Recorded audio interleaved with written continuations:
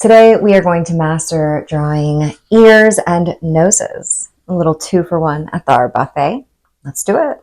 You know the deal. It's got to be time drills first because it's like binging on experience. We're mastering our ability to observe, simplify, and recreate form in rapid succession. You're going to go ahead and do as many timed drills as you can reasonably tolerate without going insane, or until you feel confident, whichever comes first. I started with noses, and I was immediately humbled. So this is your formal warning that today's episode is going to be a challenge, as always. And we may just need the willpower of Wi-Fi to make it through. Jokes. You're going to be fine. I learned all the tips and tricks for us. Okay, a few helpful tips for finding the form of the nose. You're often going to find a circular bulb at the end of the nose, and a rough triangle shape will move from the bulb here, the base of the nose. That creates the nostrils and the nasal wings. These are the wings. These are the wings. As you sketch, start nice and light with your generalized shapes, and then darken things up as you get more detailed and narrow down the structure of the nose. Because the nose is generally symmetrical, you can use one side of the nose to inform the other. So when you're making the shapes, you can look which nasal wing is lower, which nostril is higher. Are they at the same height? Are they the same size? How wide are they? You can do the same thing with the shadows around the nasal wings, as well as the width of the bridge of the nose. Okay, moving on to ears. They're going to be a lot easier if you know the parts. I never knew that people's ears were so vastly different looking. I was pretty overwhelmed when I sat down to start sketching them the first time. I had to stop and look up the anatomy, so make sure to be on the lookout for any pop-up anatomy lessons from Miss Librarian Carter. I really couldn't get the hang of ears though until I learned some of the parts. Once I committed those to memory, much more of a breeze. My first instinct when it comes to form with ears is to find the outer perimeter, which generally looks like a capital D to me, albeit sometimes backwards. Oh, look, an ear. Let's use that. So my first instinct is to go for that larger outer perimeter that looks like a D, and then I go for the inner line there, the little spoon. And when you follow that little spoon line in, it eventually creates all of these shapes that structure the front of the ear here and jut down into that ear. I do go ahead and outline some of these darker spots here. So you'll typically find a darker spot here at the auditory canal, right here in this crevice, and then right there, there's a divot in the antihelix. You want to mark all of those. Those are great markers to outline because they're going to help you stay organized later when you're shading, and it's going to keep you from repeatedly getting lost and losing that structure of your form inside of your brain. If you know, you know. If you know, you know. Okay, and seriously, it is highly likely that ears will challenge you. They 100% got me too. I wanted to quit, but don't do it. The first 3 are going to be shaky, but I swear by the 5th, it's actually kind of easy. If you get to 5 ears, you will be so impressed with the difference between your first and your 5th. I swear. Mark my words. And remember, people don't make things look easy because they're talented. It's because of the amount of practice and effort that they put in before the opening show. Now is the time to shine, to overcome any difficulties that you won't have later because you already faced them during the practice session. Okay, savants, you survived the drill session. Congratulations. It is officially time to cook. There's a collection of reference photos ready for your practice on Pexels.com. It's linked in the description box and includes a diverse set of noses and ears from every angle. And since we've just honed our form skills, this section is all about value. Your goal is to observe light and shadow on form and space, and master the art of transferring what you see onto your drawings and paintings. Let's go over some of my shading tips for the ears. Okay, so Miss Librarian Carter went ahead and did a glossary checklist of all the different terms that you want to know for the ears. Don't forget to screenshot it. Being able to name a structure, knowing the parts that make up a whole, makes a world of difference when you're trying to draw something. I typically get my darker tones, my darker values down first, either midtones, darkest, lightest, or darkest, midtones, lightest. The reason I do the darkest values for the ears first is the same reason I gave in the last episode for mouths. Lots of nooks and crannies, lots of stuff going on. I don't want to keep getting lost every time I look up and back to my painting. Look up, you see that happens like every 3 seconds. I don't want to get lost every 3 seconds. I need to give immediate structural support to my drawing so that my mind immediately has those jumping off points and those guideposts to use as reference points as I draw. Wow, I just got like art. Take your time when you're shading and make sure that each structure that makes up a part of whatever you're drawing has a midtone, highlight, and a shadow. When you think you're finished, look at the entire piece as a whole and do one more round of shading touch-ups, one more extra bit of goodness, like a little finesse, a little here, a little there, adding those special details that add likeness, skin texture, those little things that amp it up to the next level. And don't forget, there's multiple different types of shading styles that you can use, from hatching to scrumbling. So play around and find what you like.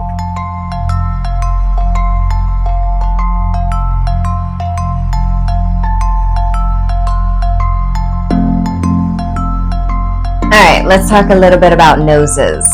I'm sorry that I gave us such a challenging episode. I was like, these aren't very expressive. They barely move. Like, the only thing movement is the nose scrunch. So like, we can do 2 at once, but it's 2 very hard things. You're not wrong. If you're struggling, you're fine. So was I. Anyway, back to the nose. Noses are notoriously hard to draw. I think it's because the majority of the nose doesn't have a hard end. It's just like a lump on your face. Yeah, obviously we've got like a hard edge here. This is the only part on the nose where we've got like an end, a hard end. So the edges aren't defined. They're quite soft. So because of that, for huge portions of the nose, you're actually informing your audience about the shape of your nose by drawing what's around it. Anyway, of course, because of that difficulty, you know I'm going to recommend drawing and painting as many noses as you can from as many different angles as possible. And it's going to be a breeze before you know it, just like anything else. Hard until it's not. So my tips for shading the nose. Okay, first of all, reference photos. Make sure there's somewhat harsh lighting. Harsh lighting around the nose allows for enough value to structurally set it apart so you have something to grab onto and really draw instead of a valueless just blob. Okay? I'm sorry, I'm like staring into this like a crazy person to use my own nose to talk to you, but let's vibe. Major points of shading for the nose to add structure are going to be nostrils, sides of the nose, usually going to be lots of highlighting down the middle of the nose, and then these shadows here, where the bridge of the nose comes up into the brow bone. Huge structural support, huge value add for nose structure, for likeness. The wings, these are called nasal wings. They have a more scientific name. Alae or something, A-L-A-E. I'm calling them wings. They are going to be a big point of shading as well. So pay attention to the shadow that gets cast onto the face by the nose. Also very important. And I know I keep saying this, but remember, noses and ears, notoriously hard. The answer is not to rest on your natural talent, but to build skill. You've got this. Trust what you see and recreate it. It always comes together when you trust the process, your skills, and your standards. Is art a metaphor for life? I don't know. You tell me. You tell me. All right. I promised you guys a little chat on self-critique in the last episode. The reason that I want to do this is because it empowers us to formulate our processes for growth better. The typical structure for a self-critique is going to be describe, analyze, interpret, judge. And you can use that structure, but I find it more helpful for more formal finished pieces. So let's make up our own rules, and you can adapt it for yourself. 2024, baby. All rules are dead.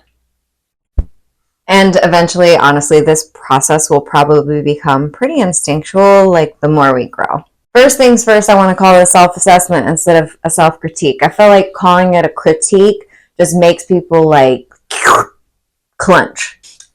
We're going to unclench because like it's not that serious. If I could take all of the emotionality out of self-assessment for us, I would, because it's unnecessary. It's not useful. It's not helping us. What's the word, babe? What's the word I'm looking for? It isn't personal. I want you to take yourself out of the mindset of it being a judgment about being good or bad, and more about if it is a successful or unsuccessful representation of the vision we had in our mind. If we can do this as artists, we can open widely to our own expansion. So that's the first step for me in self-assessment, because radical honesty is a gal's best friend. More honest I can be with myself, more forward I can be with myself about where I want to grow and change, the more likely I am to achieve my goals. You dig? Step 2, we need some distance. We need to take a step back. We've been looking at it close up. Like we've been all up in its grill, and we're like, let's look at it from across the room. Like, let's check it out. You know, the first time that the audience views art, it's naturally from far away, because you have to be far away to get close to it, you know, unless it's on the screen. Doesn't even count. That's actually required. You do have to like get up and step back, but the next one's optional. You can also turn your studies upside down. You can take a picture of them and then put the photograph in grayscale. The reason I'm suggesting all of these different things is because it helps you see your art in a different way. It's like having a new pair of eyes examining the piece for you. You'll see it in a whole new light, and that'll lead you in the direction of more insight into the piece and what edits might need to be done, or what you really like and want to enhance even further. Step 3. So this is the really technical part.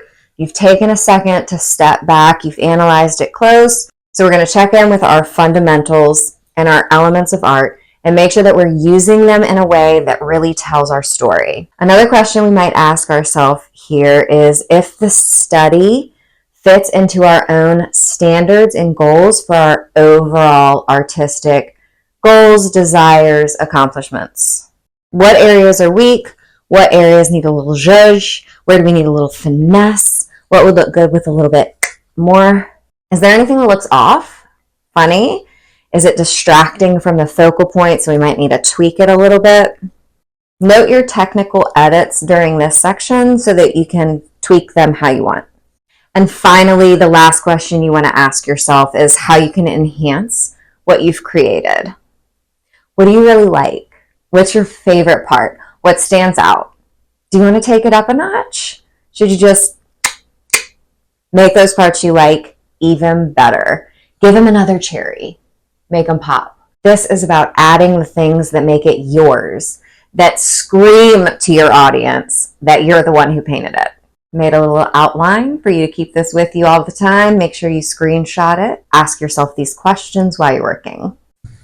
And on that note, we get to move to color. This is when it starts to get really good. If you made it this far, you absolutely have to upload your studies to Instagram using our community hashtag Mastery with Carter so that we can all get together and hype each other up. I'm trying to see you show off your delicious new drawing skills. And don't forget, I have a free list of mastery mission challenges with a little XP bar so you can color it in as you become a master artist. Booyah! Booyah! You can find it linked below in the description box, by the way. I really just went nuts. Okay, so obviously we get to add color now where we've been previously working in monochrome. My personal goal in the series at large is to gain the skill and experience required to be a master portrait artist. And a master painter in general, but your girl has her eyes on the prize of portraiture. And since that means I desperately need to master skin tone, I went ahead and did acrylics on paper for this section.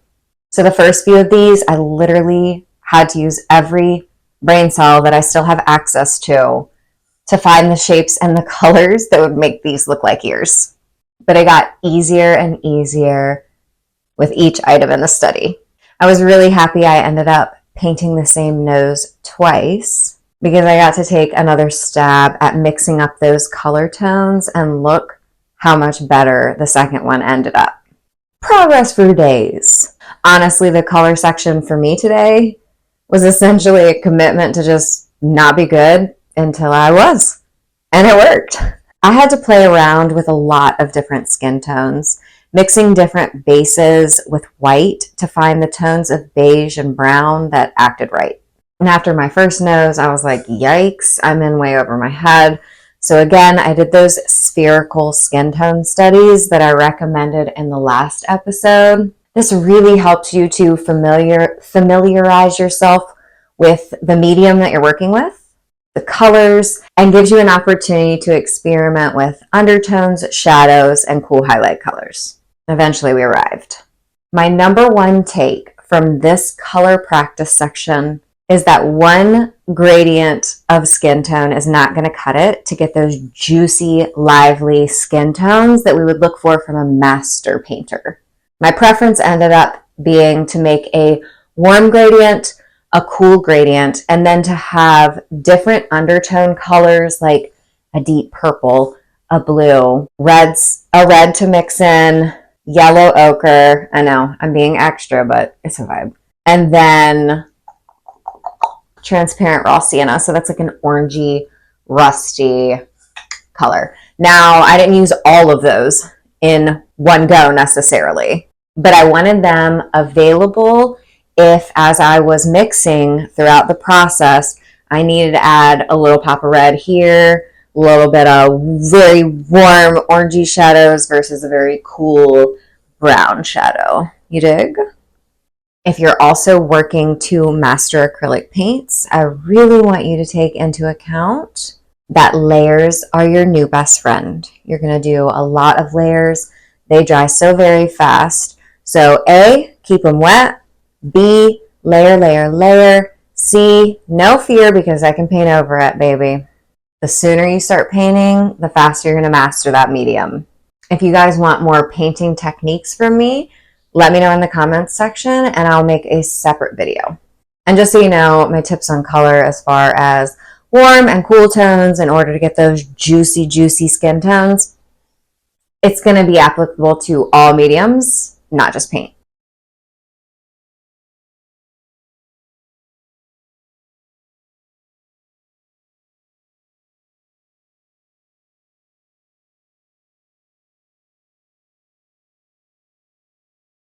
If you're still hanging in for the video, I just want to let you know you're very impressive. All right, you're a top 10%er. Apparently, a pop-in attention span is a superpower these days, so congratulations. You are killing it. And we have finally made it to the part where we can do our own thing.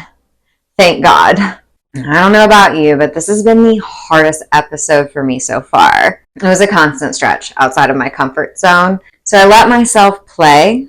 I chose easier mediums and gave myself the simple intention of amplifying those skin tones that I'd been practicing already even more. And I really needed peace and freedom once I got to this section. Final ear study became my favorite of the entire series so far. I couldn't be more proud of the growth that I have accomplished during these first 3 episodes. And it gives me so much excitement for the future because it's only going to keep getting better. So what are you going to do for this section? Are you going to challenge yourself? Are you going to keep it easy? You know, explore new territory or work on some of the fundamentals? Did you need a break? Or are you still championing your way through this on sports mode? I really want to encourage you to do your own thing, be your own guide, and assign a challenge to yourself.